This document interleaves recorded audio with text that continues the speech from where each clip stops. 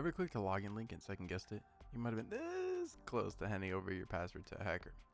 In this video, I'll show you exactly how fake login pages are made, how the attacks work, and how to protect yourself with a live demo using real tools.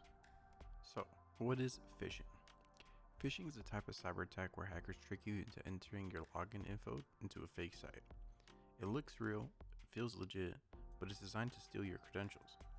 This is one of the most common and effective attacks out there, and it doesn't require advanced skills, just manipulation and a clone login page. Here's how it works. The attacker copies a real login page, like Gmail, Facebook, or Instagram. They host that page on a lookalike domain or a local network. Then they send you a message, maybe an urgent email or text pretending to be a security alert.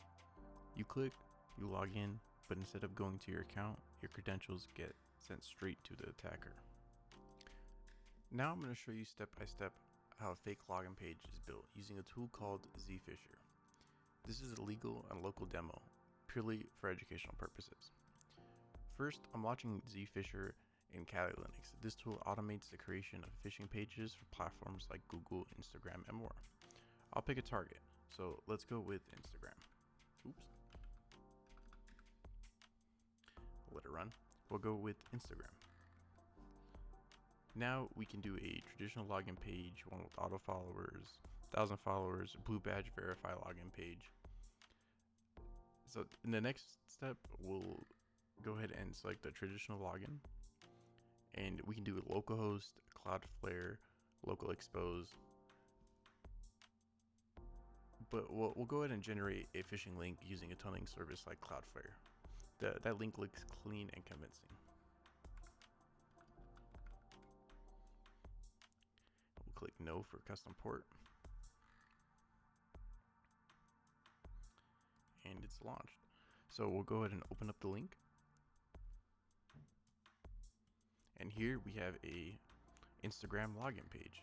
Now if someone clicks it, it's going to look like a real login page. We will have a modified URL, maybe different characters. So we can, in the option here, it says we can change the mask URL. So we'll click yes. And we'll do Instagram.net instead of a .com. So now that we have it, we'll go at Instagram.net. We'll open this up. Oops. It already has our IP address information, and we're on our local host. We'll go ahead and enter test123 as a username, and then enter a password.